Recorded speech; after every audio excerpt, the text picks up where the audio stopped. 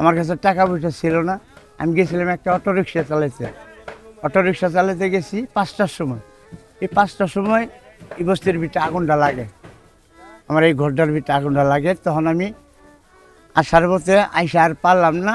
পরে আমার ওয়াইফ এই ছোটো বাচ্চা দুইটা নিয়ে ঘর থেকে বাইরে হয়ে গেছে। পরে আইসে দেখি কোনো কিচ্ছুই নাই, কোনো কিছুই নাই, একটা সুতাও নিতে পারে নাই।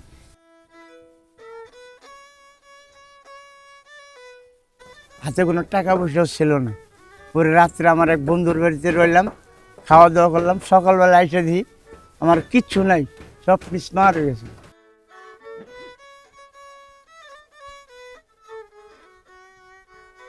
আমি আগে বাউল শিল্পী, বাউল গান বাজনা করতাম। প্রায় 1.5-2 লাখ টাকার সঙ্গীত পুড়ে গেছে। আমি এখন কিছু একটা করতে পারি না। কালকে এক লোকে দয়া ধর্ম করে কুমিল্লা থেকে আমার একটা বেহালা দিয়ে গেছে। এখন তো বাবা আমার চলার মধ্যে কিচ্ছু নাই, আমার দরবার কোনো ডাল নাই, ওবার কোনো পাক নেই। আমি কেমনে চলবো? সব শেষ।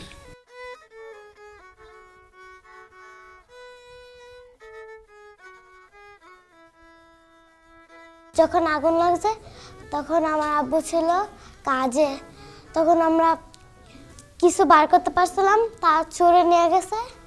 তারপরে আমরা যে এরশাদ মাঠে গেছিলাম, ওই জায়গায় আমরা ছিলাম। তারপরে আমাদের ঘর পড়ে গেছে। এখন আমরা ওই জায়গায় 10-12 দিন ছিলাম। আমরা বাইরে হলে আমাদের বের করে দিয়েছে। তারপর আমরা রুম নিয়েছি, ওই জায়গায় এখন থাকি। তারপর কিছু কিছু জিনিসপত্র পুড়ছে আর কিছু নিতে পারছি। যে দেখি আমরা আগুন আস্তে আস্তে, তারপর আমরা এই ঘাটে নিয়ে আমাদের মাছ আমরা ফেললাম। তারপর দেখলাম যে আগুন আসতেছে, আমরা ওই পারে চলে গেছি।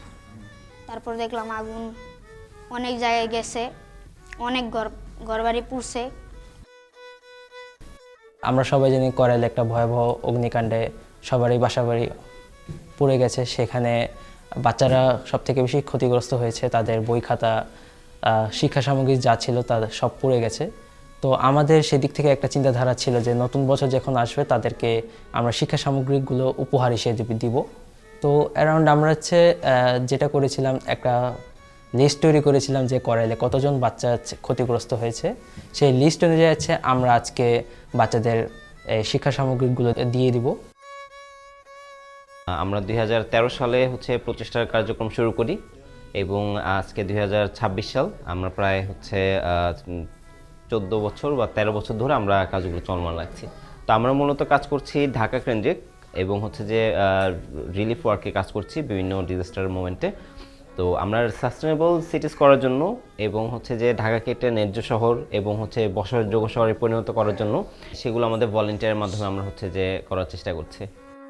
এই যে অগ্নিকাণ্ডটা হলো, অগ্নিকাণ্ডে প্রায় আমাদের 16 জনের মতো ভলান্টিয়ারের ঘর পড়ে গেছে এবং সবাই কিন্তু ঘর পড়ে যাওয়ার পরেও আমাদের এই যে ত্রাণ কার্যক্রমটা ছিল কয়েকদিন টানা 10 দিন বা 15 দিন, এখানে তারা খুবই অ্যাক্টিভলি কাজ করেছে।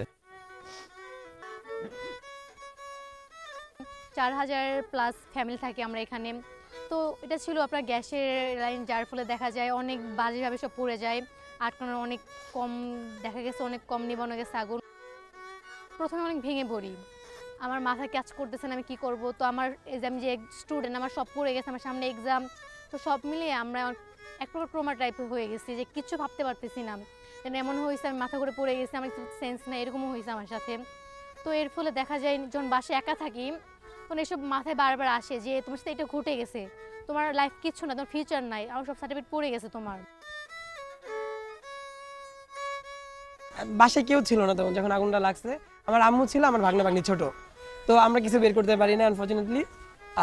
তো আমাদের মানে কোনো আফসোস নাই যে আগুন লাগে সব পুড়ে গেছে বা এইসব কিছু।